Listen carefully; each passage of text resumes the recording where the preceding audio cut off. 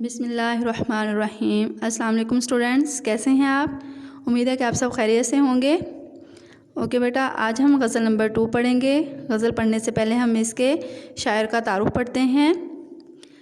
इस गज़ल के शायर का नाम है ख्वाजा हैदर अली आतिश, जो कि 1764 में पैदा हुए और 1846 में इन्होंने वफ़ात पाई। नाम हैदर अली और तखल्लुस आतिश था। आप फैज़ाबाद लखनऊ में पैदा हुए। इनके वालिद का नाम ख्वाजा अली बख्श था, जो दिल्ली के एक मुअज़्ज़िज़ ख़ानदान से ताल्लुक़ रखते थे। शुजाउद्दौला यानी कि बादशाह शुजाउद्दौला के अहद में यानी कि इनके दौर में दिल्ली छोड़कर फैज़ाबाद आ गए थे। अभी आतिश सग़ीर सिन थे यानी कि छोटी उम्र में ही थे कि वालिद वफ़ात पा गए, इसलिए इनकी तालीम व तरबियत बेहतर तरीके से ना हो सकी। आतिश ने नवाब मिर्ज़ा तकी ख़ान की मुलाज़मत इख्तियार कर ली। उनके साथ लखनऊ आ गए। शायरी में मुसफ़ी की शागिर्दगी इख्तियार की। आपके अपने हम असर यानी कि आपके अपने दौर के जो शायर थे, उनमें इमाम बख्श नासिक से कई अदबी मार्के हुए, यानी कि कई दफ़ा इनका अदबी मुकाबला भी हुआ। आप कलंदराना मिजाज के हामिल थे, इसलिए किसी दरबार से वाबस्ता नहीं थे। जिस तरह के मिसाल के तौर पर जिस तरह के दूसरे शोरा कराम दरबारों में जाते, अपने कलाम सुनाते, अपनी शायरी सुनाते और बादशाहों से दाद वसूल करते, ये ऐसा नहीं करते थे। आतिश गज़ल गो शायर थे। इनकी गज़लों में तग़ज़्ज़ुल की बेशतर खूबियाँ पाई जाती थीं। वो भी अपने ज़माने के दीगर शोरा की तरह शायरी को शायराना सनाई मरस्साकारी अल्फाज की नगीनागारी कहते हैं। ताहम आतिश के यहाँ आमियाना सोकियानापन दिखाई नहीं देता, जो इस वक्त के लखनवी शोरा के कलाम में जहाँ बजा नज़र आता है। आतिश के कलाम में फ़िक्रा व गना, तवक्कुल, तसूफ़, दुनिया की बेसबाती, क़नाअत पसंदी, दरवेशाना रंग और इख़लाक़ी मज़ामीन बकसरत दिखाई देते हैं। इनकी गज़लों में तग़ज़्ज़ुल, रजायत, सादगी और सलासत, नादर तशबीहात यानी कीमती तशबीहात, तो इस्तारात, उम्दा सनाया यानी कि आला किस्म के यानी कि ये सनाया सनत की जमा है, यानी कि उम्दा अल्फाज का चुनाव, लफ्ज़ी चुनाव भी और मायनी चुनाव भी करने में खूबी रखते थे। रंदाना मौज़ूआत और आतिश बयानी की ख़ुसूसियत पाई जाती हैं। आतिश की तसनीफ़ में इनका कुलियात ही अहम है, जिसमें इनका वो सारा कलाम शामिल है जो मुख्तलिफ़ असनाफ़ सुखन की सूरत में मौजूद है। अब आप इसमें से अहम पॉइंट जो हैं, इनकी वफ़ात, पैदाइश, इनका असल नाम, इनका तखल्लुस, कहाँ पैदा हुए, जब वालिद का इंतकाल हुआ तब क्या उम्र थी, इस तरह के यानी कि छोटे छोटे आपने क्वेश्चन इसमें से छोटी छोटी यानी कि बातों को अंडरलाइन करते हुए MCQs बनाते हुए आपने इस सबक को यानी कि इस तारुफ़ को, गज़ल के इस तारुफ़ को आपने इस तरह याद करना है। अब है हमारी गज़ल नंबर 2। इस गज़ल के तदरीसी मक़ासिद दर्ज़ेल हैं, यानी कि मक़ासिद ये हैं कि आतिश के अहद तक उर्दू गज़ल के इर्तिक़ा से तलबा को आगाह करना, तलबा को आतिश और इनके अंदाज़े बयान से मुतारिफ़ करवाना, तलबा को उर्दू गज़ल के मज़ामीन और मौज़ूआत से रोशनास करवाना है। इसका शेर नंबर 1 है, रुख़ो ज़ुल्फ़ पे चाँद खोया क्या, अंधेरे उजाले में रोया क्या। अल्फाज मायनी है इसके, रुख चेहरा, ज़ुल्फ़ बाल, जान खोया क्या, जान वारना, जान कुर्बान करना, उजाला रोशनी। इसका मफ़हूम है, महबूब के चेहरे और बालों पर जान गंवाता रहा, यानी मैं अंधेरे और रोशनी में रोता ही रहा। शेर नंबर 2 है, हमेशा लिखे वस्फ़े दंदाने यार, कल अपना मोती परोया क्या। अल्फाज मायनी है, वस्फ़ खूबियाँ, सफ़ात, दंदान दांत की जमा, मोती परोना, मोतियों को एक लड़ी में डालना। इसका मफ़हूम है, मेरे कलम ने हमेशा महबूब के दांतों की तारीफ़ की है, यानी मोतियों को एक लड़ी में परोया है। नंबर 3 है, कहूँ क्या हुई उम्र क्यों कर बसर, मैं जागा क्या बख्त सोया क्या। बख्त नसीब, बख्त किस्मत, नसीब मुक़द्दर। अल्फाज मायनी है इसके, ये मफ़हूम है, मैं क्या बताऊँ कि मेरी उम्र किस तरह गुज़री है, मैं तो जागता था मगर मेरा नसीब सोया रहा। नेक्स्ट शेर है शेर नंबर 4।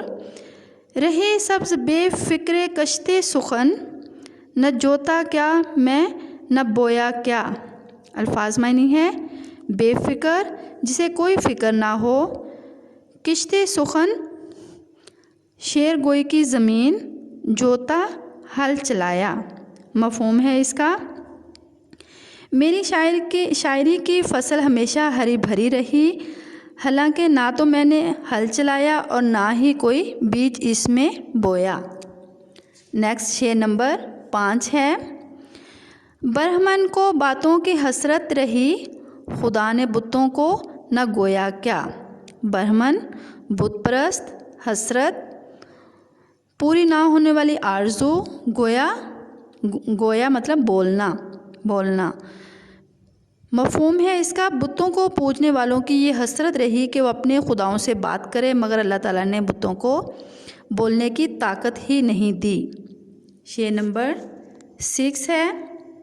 मज़ा गम के खाने का जिसको पड़ा, वो अश्कों से हाथ अपना धोया क्या। अल्फाज मायने है अश्क आंसू, हाथ धोना, खो देना।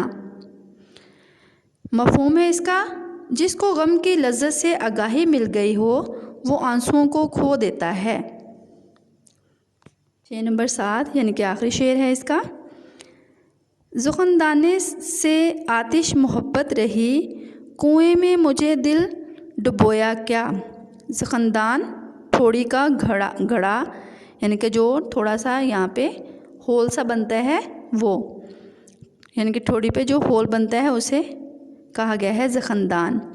मफ़हूम है इसका, मुझे महबूब के ठोड़ी में पड़ने वाले गड़े से बहुत मोहब्बत थी, मेरे दिल ने मुझे एक कुएं में डुबो दिया, यानी कि इसमें मुझे डुबो दिया। ये थे गज़ल के मफ़ाहीम और अल्फाज मायने। अब हम इसकी एक्सरसाइज करते हैं, इसकी मश्क करते हैं। मश्क का सवाल नंबर 1 है, दर्ज सवालात के जवाबात लिखें। इसका जुज़ 1 है अलिफ, शायर ने हमेशा किसके वस्फ़ लिखे हैं। इसकी हेडिंग है वस्फ़े दंदान। शायर ने हमेशा अपने महबूब के दांतों के औसाफ बयान किए हैं। सवाल नंबर 2 यानी कि इसका जुज़ बे, शायर की उम्र कैसे बसर हुई है। उम्र का बसर होना इसकी हेडिंग है। नेक्स्ट लाइन से लिखेंगे, शायर ख़ुद तो हमेशा सारी उम्र जागता रहा, लेकिन इसकी किस्मत ने इसका साथ ना दिया, वो सोई रही, शायर की उम्र इसी तरह बसर हो गई। नेक्स्ट है जीम, शायर ने अपनी कश्ते सुखन के बारे में क्या कहा है। आंसर है हेडिंग कश्ते सुखन। नेक्स्ट लाइन से लिखेंगे, शायर अपनी कश्ते सुखन की तारीफ़ करते हुए कहता है कि ये हमेशा सरसब्ज़ो शादाब रही, हालांकि मैंने इस पर कोई मेहनत नहीं की है। किसान तो अपने खेतों में हल चलाता है, बीज बोता है, फिर फसल तैयार होती है, मगर मैंने ऐसी कोई मेहनत नहीं की, बल्कि ये खुदादाद यानी कि खुदा की तरफ से ही मिली है। नेक्स्ट है दाल, ब्रह्मन को किस बात की हसरत रही। ब्रह्मन की हसरत हेडिंग। नेक्स्ट लाइन से लिखेंगे, ब्रह्मनों को अपने बुतों से बात करने की हसरत रही, लेकिन अल्लाह ताला ने बुतों को कुव्वत गुआई यानी कि बोलने की ताकत ही नहीं दी। नेक्स्ट है शायर का कलम क्या काम करता है। हेडिंग है शायर का कलम। नेक्स्ट लाइन से लिखेंगे, शायर जब भी अपने महबूब का वस्फ बयान करता है तो ऐसा लगता है जैसे कलम महबूब की तारीफ़ में मोती बखेर रहा हो। नेक्स्ट है मदरज तराकीब के मायने लिखें, यानी कि इन अल्फाज के मायने लिखें। वस्फ़े दंदान, दंदान की खूबियाँ, यानी महबूब के दांतों की सफ़ात बयान करना। फ़िक्रे किश्ते सुखन, शायर की ज़मीन सही करने की फ़िक्र, यानी शेर को मौजू बनाने की फ़िक्र। नेक्स्ट है मतन को मद्देनज़र रखकर कॉलम अलिफ में दिए गए अल्फाज को कॉलम बे के मुतलका अल्फाज से मिलाइए। नंबर 1 है अंधेरा, उजाला, वस्फ, दंदान, कलम, मोती, उमर, बसर, जागा, सोया, फ़िक्र, सुखन, ज़ुख़नदान कुआँ, मज़ा गम। सवाल नंबर 4 में जो तशबीह की वजाहत हुई है उसके बारे में बताते चलूँ कि हमेशा लिखे वस्फ़े दंदाने यार, कलम अपना मोती परोया क्या। इसका जवाब होगा, इस शेर में शायर ने अपने महबूब के दांतों को किससे तशबीह दी है? मोतियों से तशबीह दी है। शायर अपने महबूब के दांतों की तारीफ़ करते हुए कहता है कि जब मैं अपने महबूब के दांतों की खूबियाँ बयान करता हूँ तो मेरा कलम मोती परोने लगता है। नेक्स्ट क्वेश्चन है, अराब की मदद से तलफ़्फ़ुज़ वाज़िया करें। नंबर 1 है, इसका लफ्ज़ है वस्फ़, कलम, उमर, बख्त, किश्ते सुखन। काफ के नीचे ज़ेर भी है और ते के नीचे ज़ेर भी है। किश्ते सुखन सीन के ऊपर पेश है। बरहमन, बरहमन, ज़ुख़नदान, ये थे अराब। नेक्स्ट क्वेश्चन है, अल्फाज के मायने लिखें और जुमलों में इस्तेमाल करें। नंबर 1 है वस्फ़, खूबी या सिफ़त। इसका मैं जुमला जो बना रही हूँ, आपने सिर्फ इसको सैम्पल के तौर पे सुनना है, जुमले आपने ख़ुद बनाने हैं। बदले की ताकत रखते हुए माफ़ कर देना अच्छे लोगों का वस्फ़ है। नेक्स्ट है लफ्ज़ बख्त, मायने है मुक़द्दर या नसीब। जुमला है, बख्त का रोना रोने की बजाय मेहनत से काम करना चाहिए। नेक्स्ट है बरहमन, बुत परस्त, मायने है इसके। जुमला है, बरहमन हिंदुओं की एक ऊंची ज़ात है। ज़ुख़नदान, ठोड़ी का घड़ा, इसका मायने है। जुमला है, मेरे महबूब की सारी दिलकशी और ख़ूबसूरती इसके ज़ुख़नदान में पोशीदा है। आतिश, आग, तुम आतिश नमरूद से वाकिफ़ नहीं, इस आग में खिलते हैं गुलाब और तरह के। ये है इसका जुमला।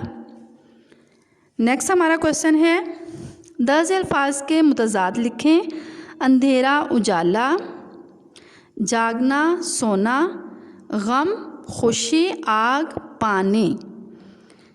आपने ऐसे ही अल्फाज लिख के फिर उसके सामने लिखना मुतज़ाद, दरमियान में लाइन लगाते हुए इसको क्वेश्चन को, अगर आपने नोट्स पे लिखना तो ऐसे लिखें, नहीं तो इसको बुक पे ही हल कर लीजिएगा। 10 मुरक्कबात के नाम लिखें, यानी कि ये कौन से मुरक्कबात हैं। नंबर 1 है, देखिए हम अक्सर क्लास में पढ़ते होते थे ना, 8 क्लास में भी पढ़ते थे कि जिन में वाव आ जाए वो हरूफ़े यानी कि अतफ़ है और वो सारा मिलके क्या बनता है, हरूफ़े अतफ़ी कहलाता है। अब देखें इसमें है रुखो जुल्फ़, वाव है ना इसके दरमियान में, तो इस लिहाज से ये क्या है, मुरक्कब अतफ़ी। फिर मैंने अभी ही रिसेंटली आपको बताया था जिसके नीचे यानी कि पहले लफ्ज़ के नीचे ज़ेर हो तो वो आपस में यानी कि 2 मुरक्कबात यानी कि 2 लफ्ज़ों का मजमूआ मुरक्कब होता है ना, तो पहले लफ्ज़ के नीचे अगर ज़ेर हो तो वो क्या होगा, मुरक्कब इजाफ़ी कहलाएगा। जैसे दंदाने, नून के नीचे ज़ेर जो है वो किस चीज़ की अलामत है, मुरक्कब इजाफ़ी की। कश्ते सुखन, अब देखें कश्त, किश्ते सुखन जो है इसके नीचे भी ज़ेर है ते के, तो ये भी किस चीज़ की अलामत है, ये भी मुरक्कब इजाफ़ी की अलामत है। अब नेक्स्ट हमारा क्वेश्चन है, क्वेश्चन नंबर 9। गज़ल को गौर से पढ़ें और दर्ज के जवाब दें। अलिफ है, इस गज़ल का मतला कौन सा है। ये जानने के लिए ज़रूरी है कि आप इसके मतले की तारीफ़ जानें। मतला के मायने निकलने की जगह या निकलना के हैं। इस्लाह में गज़ल या कसीदे के पहले शेर को मतला कहा जाता है क्योंकि गज़ल या कसीदा इस शेर से शुरू होता है। मतला के दोनों मिसरे हम काफ़िया और हम रदीफ़ होते हैं। जिन शेरों में ये इल्तिज़ाम ना हो वो अशार मतला नहीं कहलाते, यानी कि पहला शेर भी होना ज़रूरी है और हम काफ़िया और हम रदीफ़ होना भी ज़रूरी है, फिर वो क्या कहलाएंगे, तभी ही वो गज़ल का मतला, गज़ल या कसीदे का मतला कहलाएंगे। अब हमारी जो गज़ल है इसका पहला जो शेर है, देखें, रुखो जुल्फ़ पे जान खोया क्या, अंधेरे उजाले में रोया क्या। अब देखें इसमें खोया और रोया दोनों क्या है, काफ़िया हैं, जैसे कि और क्या ये दोनों देखें रदीफ़ है। रदीफ सेम एक जैसे ही होते हैं, काफ़िया जो होते हैं वो हम आवाज़ होते हैं लेकिन मायने के लिहाज से मुख्तलिफ होते हैं। ये सारी रिक्वायरमेंट पूरी कर रहे हैं, इस लिहाज से ये क्या है, इस नज़म का मतला है। इस गज़ल का मक्ता कौन सा है, इसका मुख्तसर सा बताते चलूँ कि गज़ल का वो शेर जो कि आखिरी भी हो और जिसमें शायर का तखल्लुस इस्तेमाल हो वो क्या कहलाएगा, मक्ता कहलाएगा। हाँ, अगर किसी गज़ल में यानी कि शायर ने अपना शेर आखिरी भी है लेकिन उसमें शायर ने अपना तखल्लुस इस्तेमाल नहीं किया तो वो मक्ता नहीं कहलाएगा बल्कि गज़ल का आखिरी शेर कहलाएगा। इस गज़ल की रदीफ़ क्या है, अब देखें इस गज़ल में कौन सा लफ्ज़ है जो बार बार इस्तेमाल हुआ, क्या, तो इसका रदीफ़ क्या है, क्या है।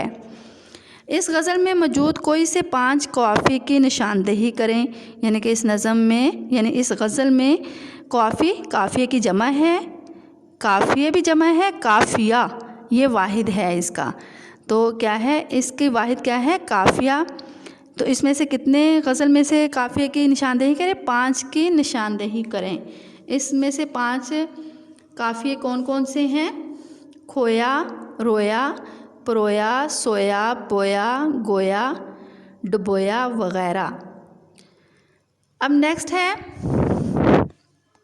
सवाल नंबर 10 है, 5वें शेर में शायर ने क्या इस्तारा इस्तेमाल किया है।